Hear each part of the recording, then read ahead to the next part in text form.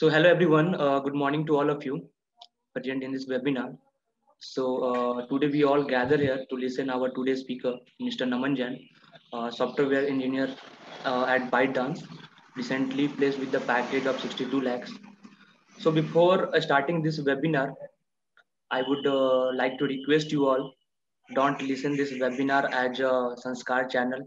Just keep ready your pen and paper and note down whatever the important you think that it is important for me, then write down on your paper. So now, without getting late, I would like to invite Mr. Naman Jain. So Naman Jain, now session is up to you.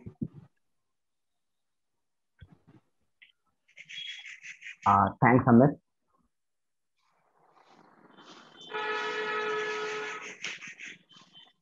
Hello, am I audible?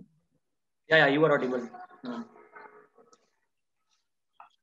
Okay, so today's session will be mostly on how to get placed in unicorn startups and good MNCs.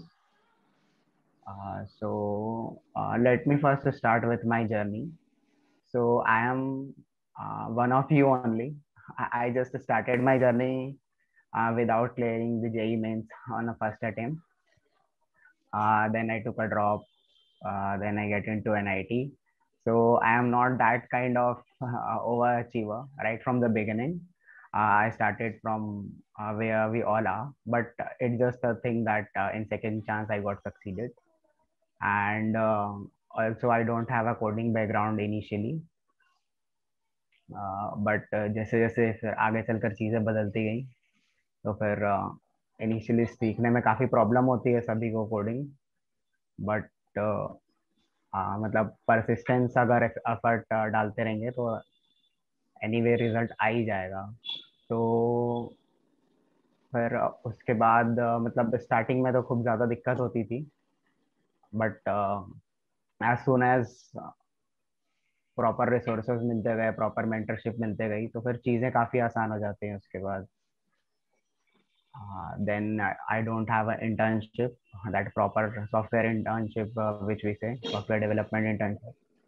So that is purely something which you can, which everyone can relate to, because most of people think that if someone is grabbing a package of like 62 lakhs or a very good package, then he must be overachiever right from the beginning, or he must have that coding background right from the beginning, or he has been coding for very long. So that's not the case everywhere. Yeah, so then comes this internship session. So I was rejected in like 8 or 9 companies. Some of the companies rejected me in the initial coding rounds only, but then I didn't give up that. And after this, even for placement, like 4 or 5 companies rejected me in this college placement session. Many of my this MNCs referral don't work. I didn't get a chance to interview at MNCs, but then finally I got into ByteDance. So that was my journey.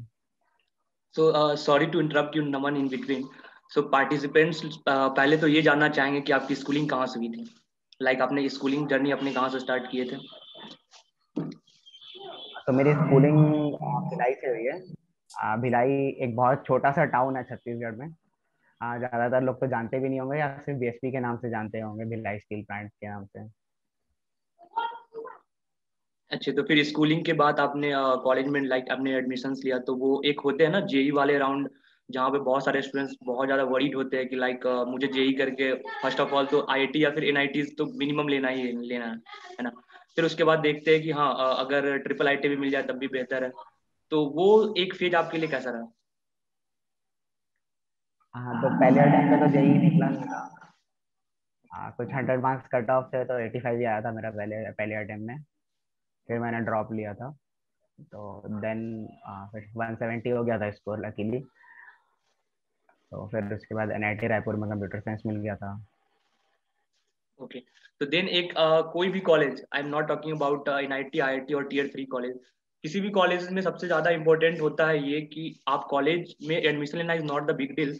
वहाँ पे जाके पढ़ाई अच्छे से करना and उसके बाद अपना इफोर्ट्स को डालना एंड उसके बाद चीज़ों को करना, वो सबसे ज़्यादा इंपॉर्टेंट होता है। तो वो एक जर्नी अपने कॉलेज का आप शेयर कीजिए, जिसमें ये पता चले कि हाँ लाइक आपने कॉलेज में एडमिशन होने के बाद फिर आपने क्या क्या चीज़ों को ज़्यादा फोकस्ड किया। तो कॉलेज में जब एडमिशन हुआ था तो मेरा एक ऐसे कोई कंप्यूटर साइंस का बैकग्राउंड नहीं था, बट और सारे कोई मतलब कंप्यूटर साइंस तो ट्रेंड था ही, तो इसीलिए कंप्यूटर साइंस लेना था। तो उसके बाद ऐसा कोई कोडिंग बैकग्राउंड नहीं था, कुछ नहीं था, तो इनिशियली चालू करने में बहुत दिक्कत होती है। एंड जब कुछ आता नहीं रहता है तो लोग सपोर्ट भी नहीं करते हैं, कि क्योंकि हर कोई चाहता है कि एटलीस्ट सामने वाला थोड़ा सा इनपुट दे, या फिर उसको एटलीस्ट कुछ आता हो, उसको पहले से कुछ एक्सप्लोर करा होना चाहिए ना। तो वैसा कुछ आता नहीं था, तो इनिशियली कोडिंग सीखने में तो बहुत दिक्कत होती थी। और उसके बाद एक होता है पीयर प्रेशर, कि बाकी लोग को इतना कुछ आता है, मेरे को कुछ नहीं आता है, बाकी लोग 10 से कोडिंग कर रहे हैं, 11 से कोडिंग कर रहे हैं। क्योंकि बहुत सारे सीबीएसई स्कूल्स पे होता है कि बच्चे पहले से कंप्यूटर साइंस या फिर आईपी वगैरह लिए रहते हैं, तो बहुत सारी लैंग्वेज पहले से आते रहती है उनको। तो वो सब प्रॉब्लम होता था। तो वो बट वो पीयर प्रेशर वाली चीजें जो हैं, मतलब फर्स्ट ईयर तो सारा यही कुछ चला, मतलब ट्राई कर रहे थे, बट ऐसा कुछ एक स्टार्ट नहीं मिल पा रहा था। एक जो प्रॉपर स्टार्ट होता है, एक चेक पॉइंट होता है कि उसके बाद ठीक है भाई, उसके बाद बच्चा वापस नहीं आएगा, उस चीज को आगे कर लेगा वो। तो वहां तक मैं पहुंच नहीं पा रहा था, बट फिर सेकेंड ईयर से फिर उसके बाद मैंने प्रॉपर चालू किया, मेरे को सीनियर्स थे उन्होंने मेरे को हेल्प किया। तो फिर एक मतलब क्या कहना चाहिए कि एक प्रॉपर डायरेक्शन मिल गया उसके बाद। तो फिर वहां से चीजें चालू हो गई, बट वो एक जो चेक पॉइंट वाला फेज है, वहां तक आपको एटलीस्ट फाइट करना पड़ेगा खुद से ही। तो बेसिकली क्या होता है कॉलेज डेज में जब भी हम लोग कोडिंग पे ज़्यादा फोकस करते हैं, तो क्या सबसे ज़्यादा इंपॉर्टेंट होता है कोडिंग में, वो होता है कि आप प्रॉपर चीज़ों को बैठ के कंसिस्टेंसी से करें। लाइक स्टार्टिंग में जब भी हम्म। कोडिंग स्टार्ट करते हैं तो सभी स्टूडेंट्स का एक नॉर्मल प्रॉब्लम आता है कि कोडिंग में ज़्यादा देर चीज़ों को बैठ के सॉल्व नहीं कर पाते। लाइक आपने अगर 30 मिनट स्पेंड किया, 40 मिनट स्पेंड किया, तो एक ऐसा टाइम आता है कि नहीं अब छोड़ते हैं यार, अब इसको कल देखते हैं, है ना। तो एक ऐसा नॉर्मल प्रॉब्लम सभी लोगों के साथ होता है। तो लाइक आपने इसके लिए क्या स्ट्रेटजी किया। तो इसके लिए ये कह सकते हो कि मतलब ये 40 मिनट्स वाला जो साइकिल है या 1 आवर वाला साइकिल है, ये एक्चुअली ज्यादा अच्छा है। क्योंकि मतलब एक एक चीज होती है लर्निंग, तो सारा कुछ मतलब जरूरी नहीं है कि खुद से ही सॉल्व किया जाए। बहुत सारी चीजें ऐसी होती है जिनको सीख करके फिर आगे बढ़ना वो ज्यादा बेटर रहता है, क्योंकि इनिशियली आपको कोई भी कंसेप्ट सीखना पड़ेगा। सारे कंसेप्ट तो ऐसे जरूरी नहीं होते ना कि हम खुद से ही सॉल्व करें। तो ये जो मतलब हर क्वेश्चन को ऐसे अगर कोई क्वेश्चन सॉल्व कर रहे हैं तो उसका एक पर्टिकुलरली अलॉटेड टाइम, जैसे कि 40 मिनट्स ले लिए है या 1 आवर ले लिए, ठीक है, तो इतना टाइम दिए, अगर उसके बाद भी वो सॉल्व नहीं हो रहा है तो हिंट्स लेकर के आगे बढ़ना एक काफी अच्छा ऑप्शन रहता है। क्योंकि बहुत सारे लोग क्या करते हैं कि सीधा सोल्यूशन देख लिए and they don't even bother to code that thing up. तो वो भी गलत है। मतलब कि आप हिंट्स लो फिर उसको कोड करने की कोशिश करो, क्योंकि जब अपन हिंट्स लेकर के आगे बढ़ेंगे तो फिर क्या होगा कि हम ठीक है पूरा सोल्यूशन नहीं सोच पा रहे हैं, बट हम एक हिंट ले रहा है तो हाँ मतलब हमको थोड़ा सा आइडिया मिला, देन उसके बाद हमारा हो सकता है कि हम ठीक है उस प्रॉपर सोल्यूशन तक पहुंच जाए। और एक्चुअल इंटरव्यू का भी यही सिनेरियो होता है। इंटरव्यूअर मतलब अगर आप कहीं फंस रहे हैं तो इंटरव्यूअर आपको हिंट देता रहता है, ताकि एक प्रॉपर डायरेक्शन पे अपन आगे प्रोसीड कर सकें। तो ये वाली एक स्ट्रैटेजी अच्छी स्ट्रैटेजी है। एंड उसके अलावा है कि मतलब आप बहुत लोग को ऐसा लगता है कि ठीक है भाई, अगर किसी को मतलब कोडिंग में एक्सेल करना है तो वो ऐसा करते हैं कि जितना जितना अच्छे अच्छे क्वेश्चन बना सकें। मतलब कि हमेशा जब भी सीखने के लिए होता है तो अगर आपका कोई एक पर्टिकुलर लेवल है तो उसे एक लेवल या 2 लेवल ऊपर जा करके वहां तक एक क्वेश्चन बनाओ। मतलब जरूरी नहीं है कि एकदम ज्यादा कोई बहुत हैवी क्वेश्चन बना लिए या बहुत टफ क्वेश्चन बना लिए, तो वो जरूरी नहीं है कि वो आपका लर्निंग बढ़ाएगा। क्योंकि लर्निंग एक एक स्टेप करके आगे बढ़ेगी। एकदम से अगर आपने कोई टफ क्वेश्चन सॉल्यूशन देख करके हिंट लेकर के बना भी लिया, तो ये जरूरी नहीं है कि आप उस टाइप के प्रॉब्लम आगे बना पाओगे या सीख पाओगे। तो बिगनिंग में आई थिंक प्रॉब्लम्स को ज़्यादा टाइम देना ही बेहतर होता है, कि जितने भी प्रॉब्लम्स आ रहे हैं और उसको थोड़ा सा हिंट से देखे एंड अपना इफोर्ट थोड़ा ज़्यादा दे। लाइक नेक्स्ट क्वेश्चन से थोड़ा अपना माइंड को चलाए कि लाइक कैसे करना चीजों को।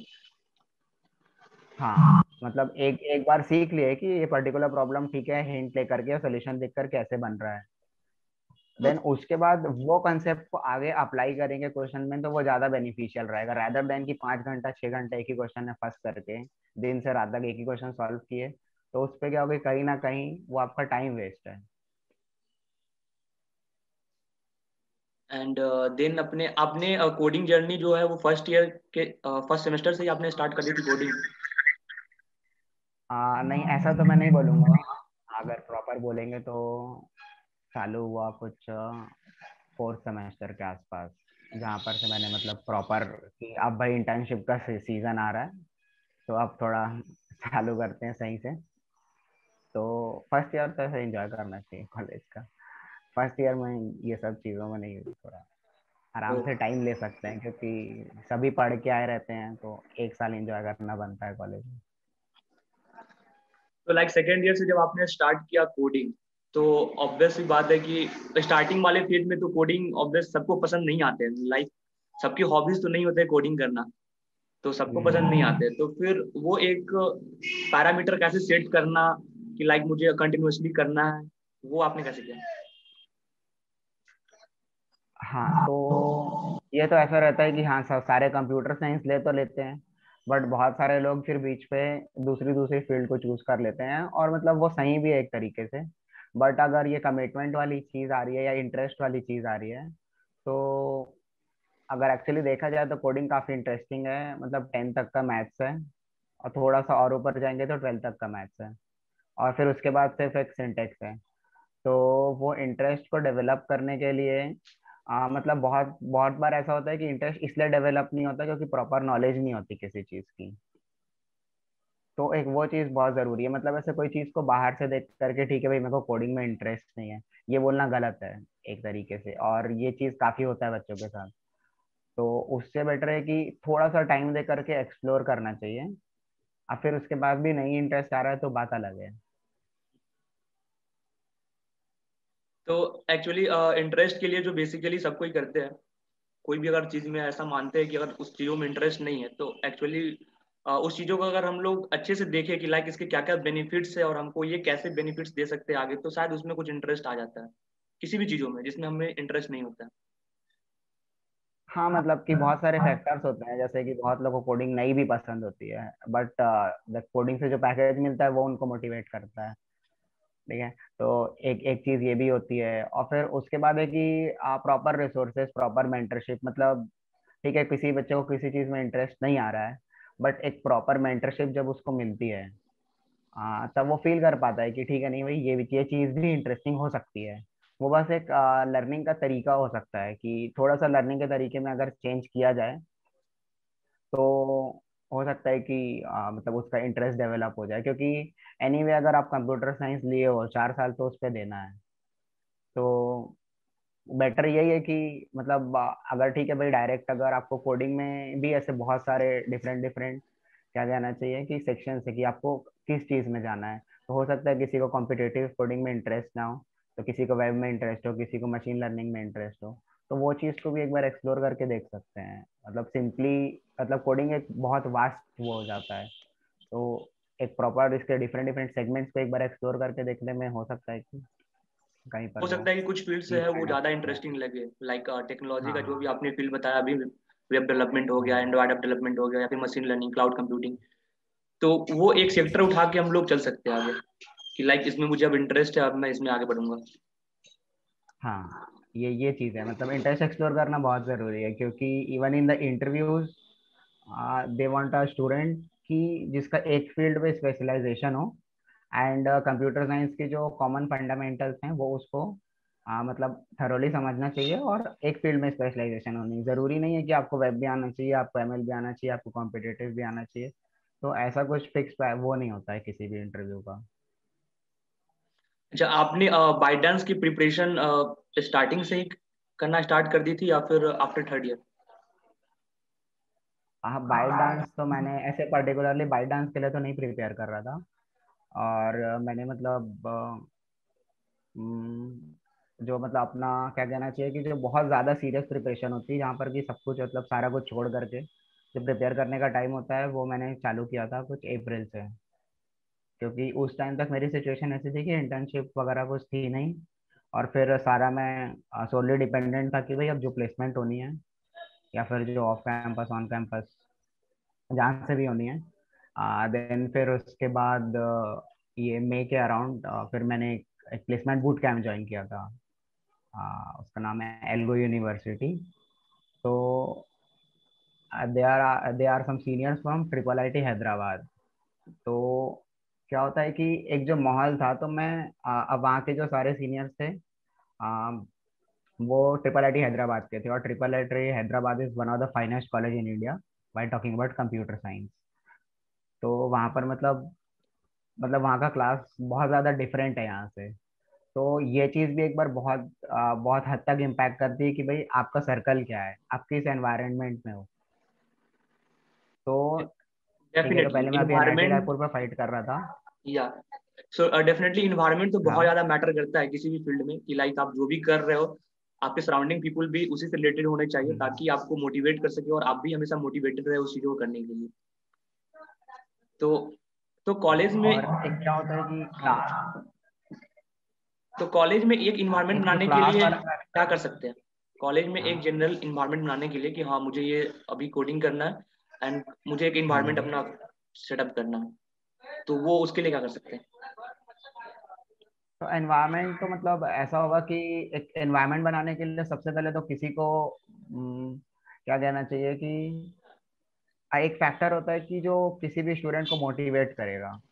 तो और वो मोटिवेशन वाला फैक्टर बहुत टाइम पे कंपटीशन से आता है। तो जब क्या होता है कि किसी भी एक कॉलेज का एक बच्चा मतलब, ठीक है भाई, लेट से कि एक स्टूडेंट है तुम्हारे कॉलेज का, उसने एक बहुत बड़ा पैकेज ग्रैब किया। तो अब क्या होगा कि अब अब सारा रिस्पॉन्सिबिलिटी उस पर आ सकता है कि ठीक है भाई ये बच्चा क्योंकि अब इसकी बात सब सारे सुनेंगे। तो अब ये जैसा एनवायरनमेंट वहां पर डेवलप करके जाना चाहेगा, ये एक बहुत हद तक इस चीज को इन्फ्लुएंस कर सकता है। तो वही मेरे केस में भी हुआ था, क्योंकि मैं एनआईटी रायपुर के एनवायरनमेंट से उठा करके मैं सीधा ट्रिपल आईटी के एनवायरनमेंट में आ गया। क्योंकि वहाँ के मेंटर सारे वहाँ के थे, काफी स्टूडेंट्स भी मिले वहाँ पे। तो उनका जब लेवल देखेंगे तो यहाँ की एक्सपेक्टेशन बहुत गलत सेट होती है। तो मैं जब रायपुर में फाइट कर रहा था, तो यहाँ पर सबसे अच्छी कंपनी अमेजोन आती है ऑन कैंपस।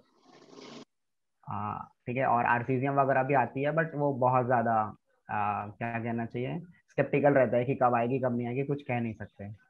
तो जब आप एक बड़े एनवायरनमेंट में या फिर एक बहुत अच्छे एनवायरनमेंट में फाइट करोगे जा करके, और आपके टारगेट्स भी चेंज हो जाते हैं, तो फिर वहां जा करके समझ में आया कि नहीं, ऐसा नहीं है कि इंटरनेशनल ऑफर सिर्फ आईआईटीज वालों के लिए है या फिर सिर्फ बड़े और कॉलेजेस के बच्चे के लिए है। क्योंकि कंपनीज ट्रीट द सेम, उनको फर्क नहीं पड़ता कि बच्चा कहाँ से है, एज फार एज कि वो एक पर्टिकुलर लेवल का उसका नॉलेज अच्छा है, तो फिर उसके बाद कोई फर्क नहीं पड़ता। तो वो चीज़ बहुत ज़रूरी है, मतलब कि एक आध कोई वहाँ पर आकर के उस एनवायरनमेंट को डेवलप करना पड़ता है। तो इसमें ये इन्वायरमेंट डेवलप करने में सीनियर्स का क्या रोल होता है? मतलब मेनली रोल तो सीनियर्स का ही होता है इस पे सारा कुछ, क्योंकि वही एक ऐसे होते हैं जिनकी बात सारे सुनेंगे। बिकॉज अगर आपका बैचमेट कुछ कर रहा है, तो ये ज़रूरी नहीं है कहीं से कहीं तक कि उसके बैचमेट सारे उसकी बात सुनेंगे। क्योंकि डेफिनेटली। बहुत बार ये फैक्टर आ जाता है कंपटीशन वाला, तो कोई अपने कॉम्पिटिटर से एडवाइस नहीं लेना चाहता, बट सीनियर से एडवाइस लेना हर कोई चाहता है, हर कोई जा करके पूछता है कि भाई ठीक है।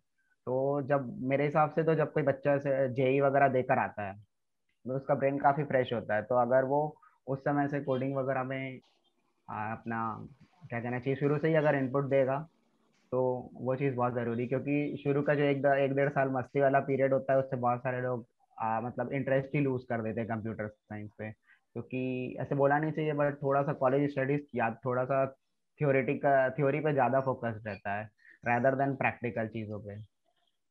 तो वो चीज़ क्या होता है, बच्चे का एक इंटरेस्ट को किल कर देता है। तो वो बिल्कुल सही नहीं है एक तरीके से। तो उस चीज़ को प्रॉपर इंटरेस्ट को मेंटेन करने के लिए बहुत सारे क्लब्स होते हैं कॉलेजेस में। ठीक है भाई, कि जो भी चीज़ मतलब क्या होता है, कॉलेज का जो चीज़ है उसको डेवलप होने में टाइम लगता है। क्योंकि वो बहुत सारे चैनल्स के थ्रू होता है, तो उसको ऐसे टाइम टू टाइम नहीं चेंज कर सकते। जितना फास्ट पेस पे इंडस्ट्री चेंज हो रही है या इंटरव्यू प्रोसीजर्स चेंज हो रहे हैं या टेक्नोलॉजी आ रही है, तो बट क्लब्स के जो कल्चर हैं दैट कैन चेंज।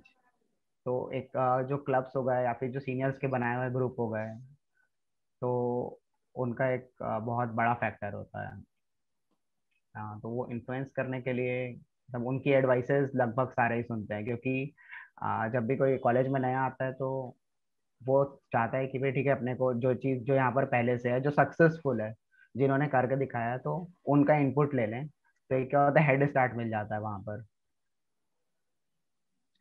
तो जैसा कि आपने बताया कि स्टार्टिंग में इंटर्नशिप के टाइम में भी आपने आपको 8 और 9 कंपनी से रिजेक्शन मिला था। तो लाइक उसके बाद आपकी क्या स्ट्रेटजी थी कि अब मुझे प्लेसमेंट लेना या फिर इंटर्नशिप पे ही फोकस करना? हाँ, तो जब जैसे हमारे कॉलेज में थोड़ी कम कंपनीज आती है इंटर्न के लिए, rather comparing to other NIT. हाँ, बस वही कल्चर वाली जो बात रहती है उसके हिसाब से। तो मतलब एक बहुत इंपॉर्टेंट चीज़ मैंने देखी कि रिजेक्शंस के साथ मतलब अपनी चीज़ों को चेंज करना पड़ता है। Like people find it very hard to accept rejection, तो वो सही नहीं है। मतलब कि आप रिजेक्ट हुए तो उसका कोई रीज़न होगा, तो उस चीज़ को रेक्टिफाई करना है। जैसे कि जो पहले राउंड में मैं रिजेक्ट हुआ था, तो वो लैक ऑफ प्रिपरेशन था। तो उस चीज़ के लिए अब उस चीज़ को कवर करना है, रेदर देन कि उसे फंस के रह गए कि भाई इसका हो गया मेरा नहीं हुआ। तो उससे बेटर ये है कि ठीक है भाई, मेरे से ये गलती हुई थी, तो इसको मैं एक बार कवर कर लेता हूँ। तो क्या होता है कि जब आप मतलब हर रिजेक्शन के साथ कुछ सीख रहे हैं, रिजेक्ट हो रहे हैं, that is not good, but उसके साथ एक अच्छी चीज़ ये हो रही है कि ठीक है, आपका लूप होल भरते जा रहा है एक तरीके से। तो अपनी थोड़ी सी क्या कहना चाहिए, स्ट्रेटेजी को चेंज करते जाना चाहिए उस चीज के साथ पे, क्योंकि जरूरी नहीं है कि पहली बार पे एकदम परफेक्ट स्ट्रेटेजी हो आपकी। तो लर्निंग का तरीका या फिर कम मतलब थोड़ा सा रिसर्च करना चाहिए कभी भी किसी चीज के लिए, कि ठीक है कोई कंपनी अगर आप बैठ रहे हो, देन आप उसके इंटरव्यू एक्सपीरियंस एटलीस्ट देख लो। क्योंकि क्या होता है कि एक जो यूनिफॉर्मिटी होती है वो बहुत बार ऐसे फॉलो नहीं होती है। मतलब सारे कंपनी के इंटरव्यू क्वेश्चंस अलग होते हैं, फर्स्ट राउंड के क्वेश्चंस भी थोड़े से पैटर्न हर कंपनी अलग अलग फॉलो करता है। तो वो सब चीज़ों को मतलब टाइम टू टाइम वो धीरे धीरे इवॉल्व करते जाना चाहिए अपने आप को रिजेक्शन के साथ।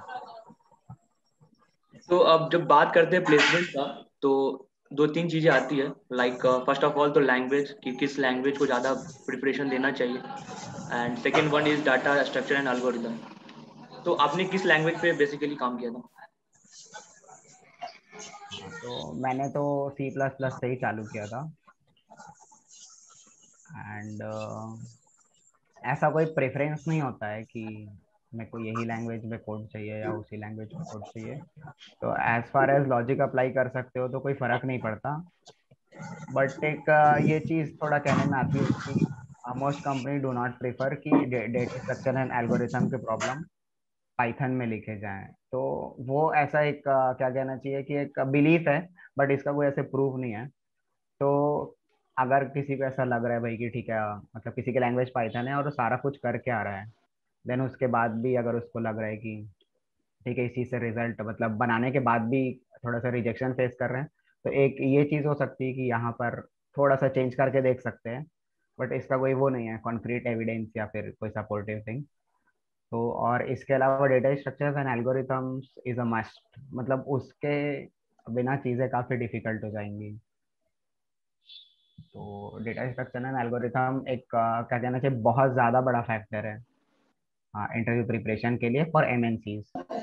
और स्टार्टअप्स के लिए स्किल सेट बहुत इंपॉर्टेंट होता है कि आपको कितनी टेक्नोलॉजीज आती हैं, स्टार्टअप को जो टेक्नोलॉजी पे आपको काम करवाना है, आपको वो टेक्नोलॉजी आ रही है कि नहीं। क्योंकि स्टार्टअप्स के पास टाइम नहीं होता कि वो आपको ट्रेनिंग दें, फिर बच्चा 3 महीने बाद ट्रेन होगा, देन फिर उसके बाद काम कराएं। तो उनको वैसे स्टूडेंट्स नहीं चाहिए होती है, तो दे प्रीफर स्टूडेंट्स की ठीक है भाई जो आए उसको जल्दी से जल्दी अपन काम बता सकें और वो वापस मतलब वो प्रोडक्शन रेडी हो जाए। ओके, तो बेसिकली जो स्टूडेंट्स होते हैं वो डाटा स्ट्रक्चर पे ज़्यादा फोकस करना चाहते हैं, बिकॉज जो कंपनीज होती है उनकी भी डिमांड होती है कि डाटा स्ट्रक्चर एंड एल्गोरिदम तो होना ही चाहिए। बट एक स्टार्टअप कंपनी लाइक बाइटडांस में जाने के लिए उन लोग किस चीज़ों को ज़्यादा प्रीफर करते हैं कि कौन कौन सी चीज़ें आनी चाहिए? हाँ, तो अगर बाई चांस से स्पेसिफिक बात करें तो बाई चांस ज़्यादा फोकस था प्रोजेक्ट्स पे और कंप्यूटर साइंस फंडामेंटल्स पे कि whatever is written in the resume you should know everything and उसके अलावा फंडामेंटल्स भी क्लियर होना चाहिए। और अभी जैसे एक इमर्जिंग ट्रेंड है कि मतलब फ्रेशर लेवल पे भी सिस्टम डिज़ाइन के कुछ कुछ क्वेश्चंस पूछे जाते हैं, तो एक वो चीज़ सिस्टम डिज़ाइन को कर लेना एक प्लस पॉइंट है। एंड जब बात करें कॉम्पिटिटिव प्रोग्रामिंग की सीपी की, तो लाइक सीपी कितना जरूरी है, कितना ज़्यादा उसका नीड है एक प्लेसमेंट पॉइंट ऑफ व्यू से? तो अगर हाँ तो सीपी एग्जैक्टली एक बहुत ज़्यादा मिसकंसेप्शन होता है कि कॉम्पिटिटिव प्रोग्रामिंग के बिना बढ़ेगा, प्रोडक्ट बेस्ड कंपनी में नहीं होगा या एमएनसीज में नहीं होगा। तो ये भी एक मिसकंसेप्शन है, क्योंकि competitive programming is a kind of sport. मतलब कि डीएसए को इंटरेस्टिंग बनाने का एक तरीका है, डीएसए को अप स्किल करने का एक तरीका है कि ठीक है बच्चा बैठ के डीएसए सॉल्व कर रहा है तो अब वो एक टाइम के बाद मोटिवेशन उसका खत्म हो जाएगा। बट अगर वो compete करने लगेगा लोगों से उसी चीज को एज अ स्पोर्ट बना करके, तो एनीवे उसका लेवल बढ़ेगा। और ठीक है, कॉम्पिटिटिव प्रोग्रामिंग के थोड़े से क्वेश्चंस का लेवल कह सकते हो कि थोड़ा सा डिफरेंट रहता है। ऐसे नॉर्मल डीएसए वाली साइट्स पे जाओगे, लाइक लीड कोड पे जाओगे और कोड प्रोसेस पे जाओगे, तो कोड प्रोसेस पे ज्यादा वैरायटी के क्वेश्चन होते हैं, थोड़े टफ क्वेश्चन होते हैं उस पर लीड कोड के कंपेरिजन पे, और डायरेक्ट क्वेश्चन नहीं होते हैं, मतलब they are present in the form of word problems. तो कॉम्पिटिटिव प्रोग्रामिंग इज ऐसा मस्ट नहीं है कि भाई कॉम्पिटिटिव प्रोग्रामिंग करना ही पड़ेगा अगर प्रोडक्ट बेस्ड कंपनी में जाना है। मतलब अगर डेटा स्ट्रक्चर एंड एल्गोरिथम का प्रॉपर थोरो अंडरस्टैंडिंग है तो भी मतलब ऐसा कोई डिफिकल्टी आएगी नहीं प्रोडक्ट बेस्ड कंपनी जाने में, अगर मतलब उसके data structure and algorithmic problem को सॉल्व करने में। और ऐसे कुछ स्पेसिफिक कंपनीज हैं कि भाई जिनको कॉम्पिटिटिव वाला ही बंदा चाहिए, तो वो कोऑर्डिनेशन हो गई, और भी ऐसे कुछ कुछ कंपनीज हैं, तो वहाँ पर चीज़ें डिफरेंट हो जाती है। बट अगर एक वाइडर प्रोस्पेक्ट की बात करें तो कॉम्पिटिटिव प्रोग्रामिंग मस्ट नहीं है, बट वो डीएसए को इंटरेस्टिंग बनाने का एक तरीका है, एंड मतलब उसको भी एक्सप्लोर करना चाहिए। So as talking about internet, so there is a lot of distraction on internet कि मुझे पता नहीं होता है कि कहाँ से किस चीज़ को करना है, लाइक टफ पहले करना है या फिर इजी वाला पोर्शन पहले करना है, तो उसके लिए क्या करना चाहिए? हाँ तो कोई भी चीज़ का लर्निंग जो होगा वो कभी भी एकदम से सडन नहीं होगा। मतलब वही मैंने जो स्टार्टिंग में बोला कि बहुत लोग का मिसकंसेप्शन होता है कि बोले कि अपन हार्ड से ही स्टार्ट करेंगे ताकि क्या होगा कि फिर सारे हार्ड वाले क्वेश्चन बनने लगेंगे तो फिर इजी तो बन ही जाएगा। तो ऐसा कुछ होता नहीं है, क्योंकि ये जो चीज ये लर्निंग है तो ये आपका लॉजिक बिल्ड होगा। तो logic step by step he build होगा कि मतलब पहले बेसिक्स क्लियर होना चाहिए, देन फिर इम्पोर्टेंट ये नहीं है कि आपके आपसे वो क्वेश्चन बन रहा है कि नहीं। अगर आपने एक बार बना लिया तो आपको उसकी प्रॉपर अंडरस्टैंडिंग होना चाहिए, क्योंकि जब इंटरव्यू में उस क्वेश्चन को आप कोड करोगे तो वो बस ऐसा नहीं बोलेगा कि ठीक है इसको कोड कर दो दैट्स इट, नहीं, उसको आपको प्रॉपर एक्सप्लेन करना पड़ेगा कि ये चीज़ किया तो तुमने क्यों किया, ठीक है, और ये चीज़ सही क्यों है। तो आपको अपना लॉजिक को भी क्या कहना चाहिए कि प्रूफ करना पड़ेगा। और आपको आपके कोड का जो पैटर्न है तो वो सारा कुछ क्या होगा कि जब आप धीरे धीरे एक स्टेप बाय स्टेप आगे बढ़ोगे तो आपकी चीज़ें इम्प्रूव होंगी। तो स्टेप बाय स्टेप जाना ही सबसे सही चीज़ है। और रिगार्डिंग डीएसए तो ऐसा है कि आप प्रॉब्लम सॉल्व करते जाओ, जिस टॉपिक के फंस रहे हो वो टॉपिक देख लो कि भाई ये ठीक है, ये क्वेश्चन नहीं बना तो ये क्यों नहीं बना, और फिर उस चीज को कवर करो। और डिस्ट्रैक्शन का तो ऐसा है कि वो तो पूरा कमिटमेंट वाली चीज है कि मतलब कौन कितना ज्यादा कमिटेड है किसी चीज को लेकर के, तो ऑब्वियसली, डिस्ट्रैक्शन। तो कमिटमेंट तो ऑब्वियस सी बात है, स्टार्टिंग करने के लिए सबसे ज़्यादा इंपॉर्टेंट चीज़ है कि आपका कमिटमेंट तो होना ही चाहिए, लाइक ये मुझे करनी है। एंड उसके बाद तो एक मोटिवेशन होता ही है, बिकॉज मोटिवेशन रिक्वायरमेंट होते हैं कि उस चीज़ों को कहाँ तक आगे करना और कहाँ तक आगे ले जाना। तो अब हम चलते हैं थोड़ा सा पार्टिसिपेंट्स के क्वेश्चन की ओर। So one of the question is, in which sem you started CP? You had practiced DS algo first, then tried to CP, or you have done both simultaneously? तो मेरा केस थोड़ा different था। तो मैंने competitive programming से ही चालू किया था, मैंने एज सच डेटा स्ट्रक्चर से नहीं चालू किया था। तो मतलब डेटा स्ट्रक्चर से चालू करना चाह रहा था, बट वो बहुत डिफिकल्ट पड़ रहा था मेरे को, क्योंकि वही बताया मोटिवेशन वाली चीज़ें। तो बट कॉम्पिटिटिव प्रोग्रामिंग में क्या होता है कि जब आप कंप्लीट कर रहे हो तो एक स्पोर्ट बन जाती है वो चीज़। तो मैंने तो कोड फोर्सेस से चालू किया था अपना जर्नी, और मैं लास्ट तक उसी पे स्टिक रहा। तो और डीएसए इंटरव्यू के पहले मैंने चालू किया था, क्योंकि मेरे लॉजिक्स काफ़ी ज़्यादा क्लियर हो गए थे कम्पिटिटिव करने से।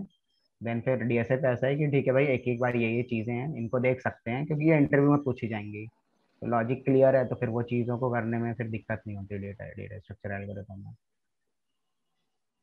Okay, fine. So one another question from some of the participants. I am in my third year and I have 4 months for placement. I did not solve any problems on lead code. If I start now, how many to solve and how to select the questions?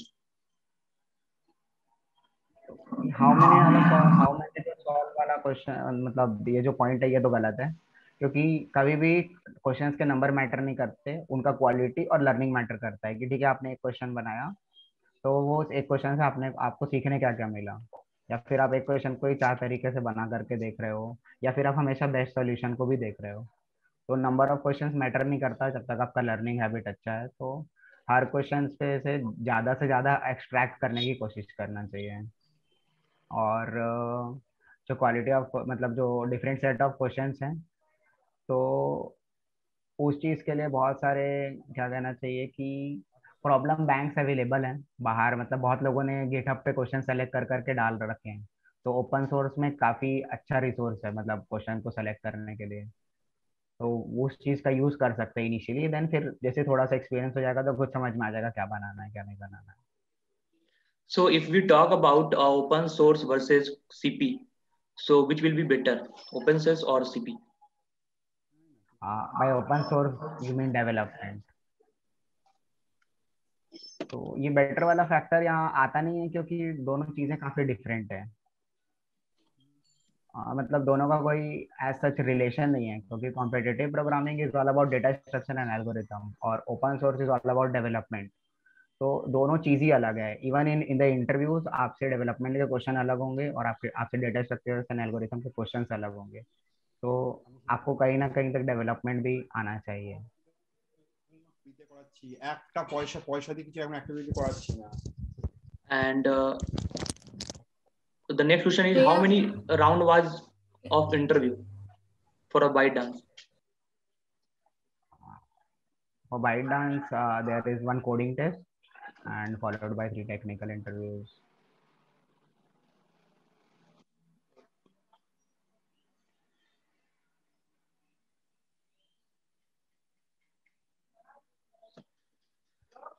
So some of the participants are asking the question, same question, sir, should we start first CP or data structure? So that can vary from person to person. मतलब एक बार दोनों चीज को explore करके देख सकते हैं अगर टाइम है तो। और अगर इंटरव्यू बहुत पास है, मतलब कि अगर टाइम नहीं बचा है प्लेसमेंट के लिए, तो डेटा स्ट्रक्चर एंड एल्गोरिथम से स्टार्ट करना एक बेटर चॉइस रहेगी।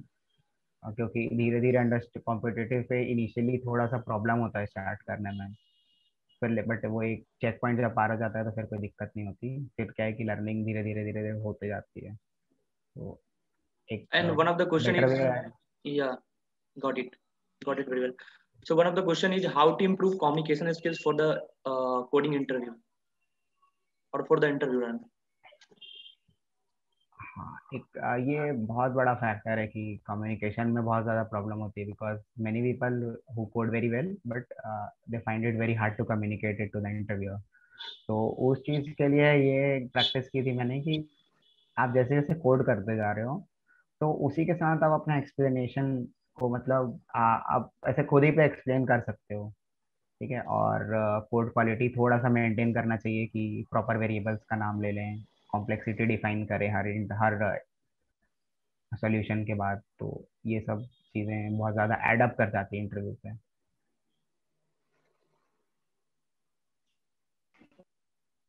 So I think time will be also over. So if any more question by the participant side.